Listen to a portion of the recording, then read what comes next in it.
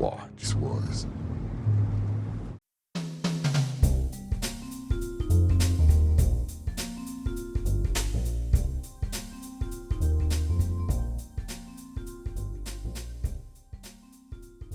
Welcome to this hobby of ours, to this Watch Wars. I am your hostee, and I am overjoyed to get a pair of watches that I've wanted to war against one another for some time, on deck, on wrist. I am wearing my dive gloves today because both of these watches are properly dive rated, although the Noctua is at 300, the Sinn is at 200, but we will get into the nitty gritty as we go through the Watch Wars. A refresher: there's 26 criteria in the Watch War, and that's spread across the exterior, the interior, the movement, and the market value. There's always going to be market value to an analysis like this because I continue to think that it's relevant. What you get a watch for will also impact what you're able to get for it when you need to get out of it, if you need to do so. And we also want to take a look at the value per your dollar, because your dollars are hard earned. The one funny thing about Noctua is Noctua, for the first time, has made me want to include packaging as part of the Watch War, because I love this Molly pouch that JP packs these in and ships these out, and I think it's so eminently useful and brilliant. I'm not there yet to adding it because it's not inherently a part of the watch, but it is part of the buying experience. You've most certainly seen the Sinn Mission Timer book over the years. I've featured this. If you are wanting to hunt a Sinn, there is no better tome for that. But after today's Watch War, you may very well not need to. So let's get into it. Put some numbers up on the board and take a quick look, a quick zippity-doo-dah through the dims. We are looking at, and I'll go into it in just a hot second, a hot minute, but 42.5 here, 41 here, 45.7 lug to lug here, 46.7 here, height 11.6 here, 12.7 here, 22 millis versus 20, both are okay. Both using sapphire. This has got the NH35 movement in it, giving it 38 hours. This has got the ETA 2824-2, giving it 38 hours. This one is a little bit lighter at 142 grams weight on bracelet. I did weigh this on its bracelet, coming in at 169. And the major cost differential here is you can't really get these new, so you have to look anywhere from $2,000 to $2,500 pre-owned. Mine is fairly beat up, so I got mine at a steep deal at around $1,100, $1,200. And whereas this is coming in at $502 as of this video pressing. But to be fair, okay, what you get in the packet, you obviously get this. You get your choice of one of these straps, black or green. These straps are so good. I love that quick release system. So the bracelet is an add-on cost, but it's a very high quality bracelet, and it's about $108 or so as an add-on. So you're looking at a package of a $610-ish versus anywhere from $2,000 to $2,500-ish with the Sinn. And speaking of that bracelet, let us dive right in. So I was not impressed with the bracelet of the Sinn when it came in. It was beat up and dented, but it's just a single fold over and push friction fit clasp, whereas the Noctua has the extra side buttons here. And the Sinn was just not spectacular. So the bracelet is going to be called a draw. The clasp, also a draw. This has the push buttons, but this is engraved. The bezel itself on the watches. Now the Noctua is 120 click, this is 60, but this one has a bigger loom pip at 12 o'clock, so calling the bezel a draw. Now the bezel insert is going to go to Noctua. Partly, if not mostly, that is fully loomed. We'll see that when we get to the loom shot.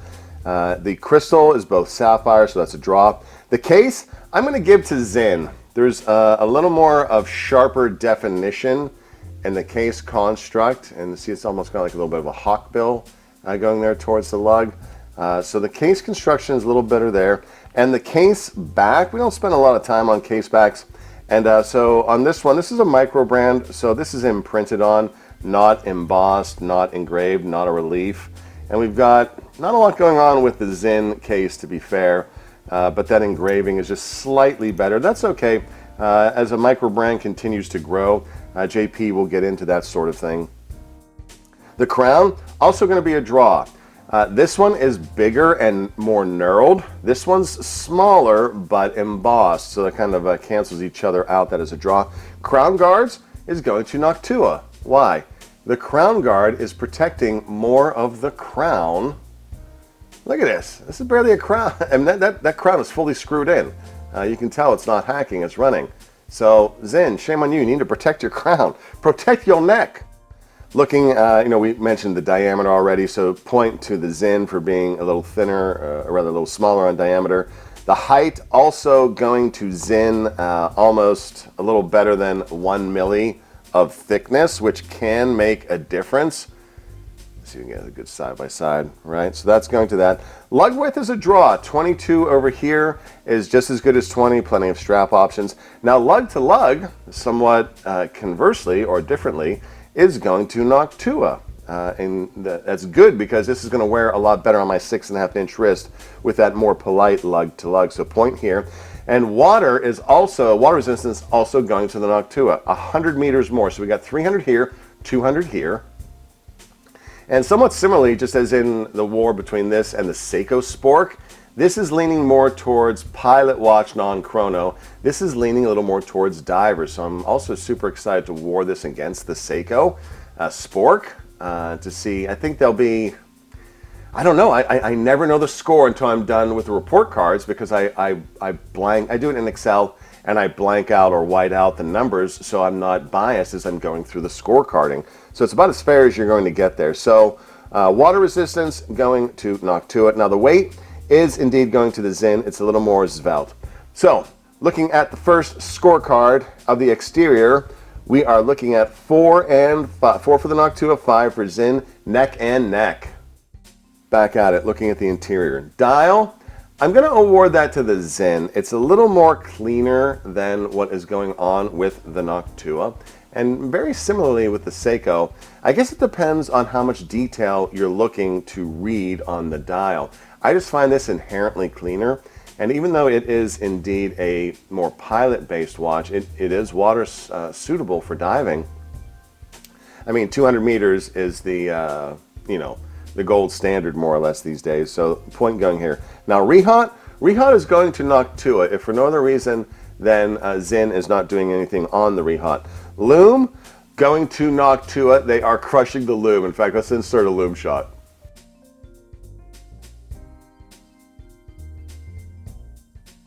Bright as a torch. Slam dunk. And to be fair to the Sinn, it's an older watch, but dang, there's just more loom happening over here. Handset, I'm calling a draw. Even though the Noctua handset is slightly larger, they are the same handset, this kind of elongated or stretched sword type.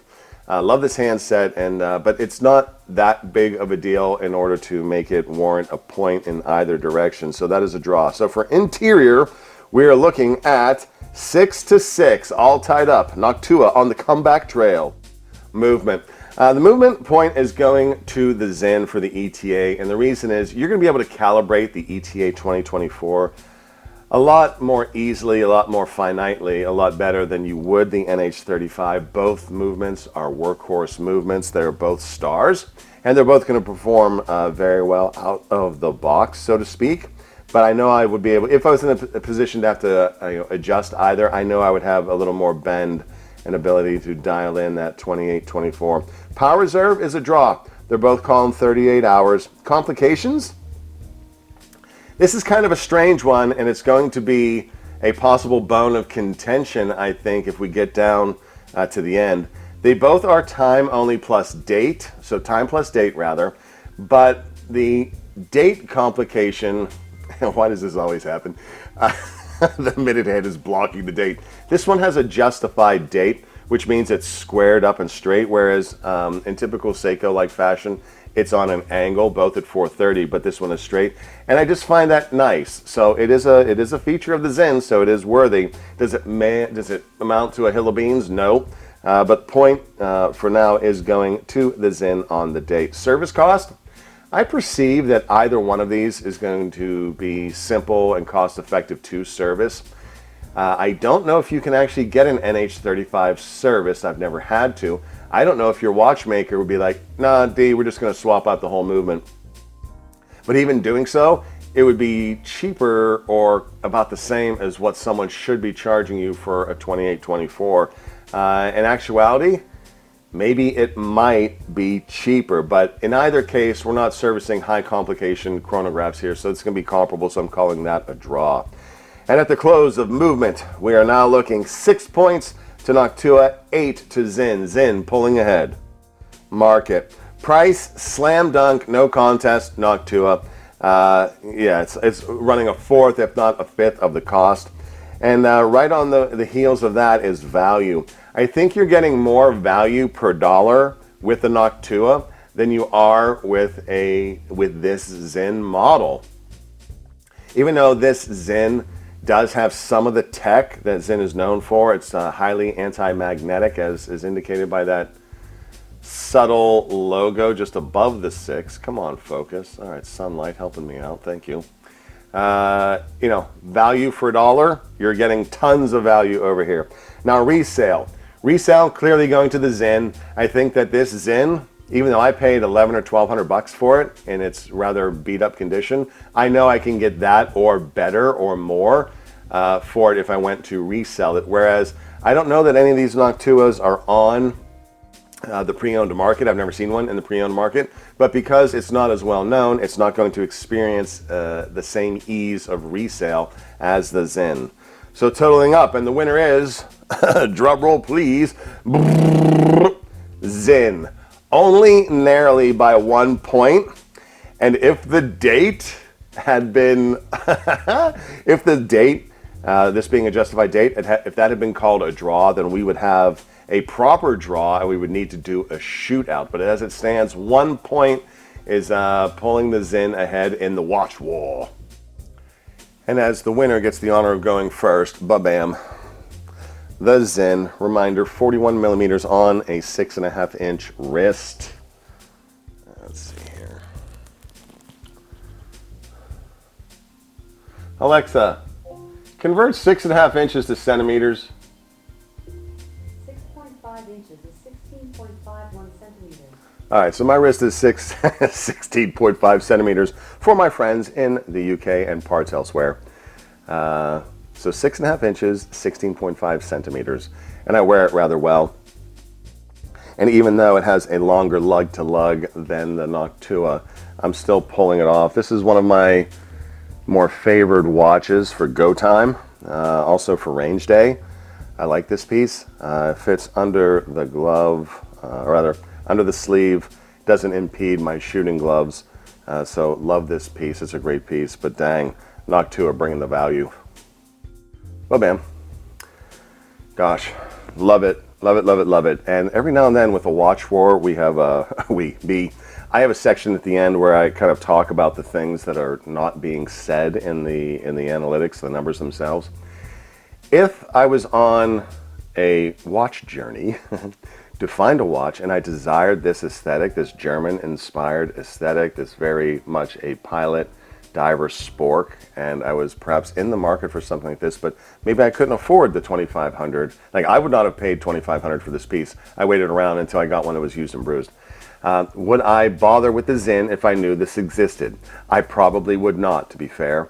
You're getting so much value for this at the price point, and even if you didn't go for the bracelet, always go for the bracelet. Always, always, always. But at $600 with bracelet, this is the type of watch that's going to last you a lifetime. And because of its aesthetic, quality bezel, quality lume, you could walk into any meetup and be proud to have it on wrist. It is fairly gorge. And yes, they may say, oh, isn't that just a Sinn lookalike? No, it is taking what Sinn did with that design aesthetic and the German watchmaking principles and bringing it to the people in a 300-meter water-resistant case and at a much more affordable price. I'm good with that. I hope you are too. Let's put both of them on wrist at once and see, get a little Castro going here. I need to practice a Castro voice for whenever I do this. But side by side, yeah, you can't go wrong with either. But why bother spending a premium if you're after this look of a spork. And the reality is the Seiko spork, they every now and then dip around 800-ish, but they're mostly 1100, 1200 and up. And for that Seiko, the Seiko movement, no, Seiko can kiss my grits for making me swing my watch around in order to power it up. No thank you, Seiko. But we'll save that tirade for whenever we do the Watch Wars for that one. So even though the Sinn narrowly won out, at the end of the day, all I can think of is value for dollar, and Noctua crushed it. Hope that you enjoyed this episode, this Watch Wars, and that wherever you are in this hobby of ours, you're doing well, that you're blessed, you're having fun with your watches. The link to JP's website is in the description below. Go check it out. He also has a GMT watch I'm super excited to see, and we will catch you in the next one. Peace.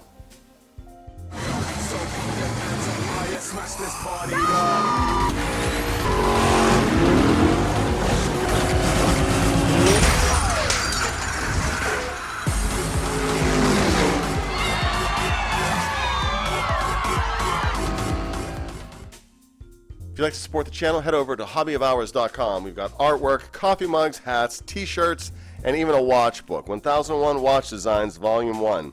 Over 1,000 designs in here. Steampunk, super futuristic, kaleidoscope, even super real ones. Watches that you could probably put on your wrist today. It's a great way to support the channel. Thanks for coming along on the ride.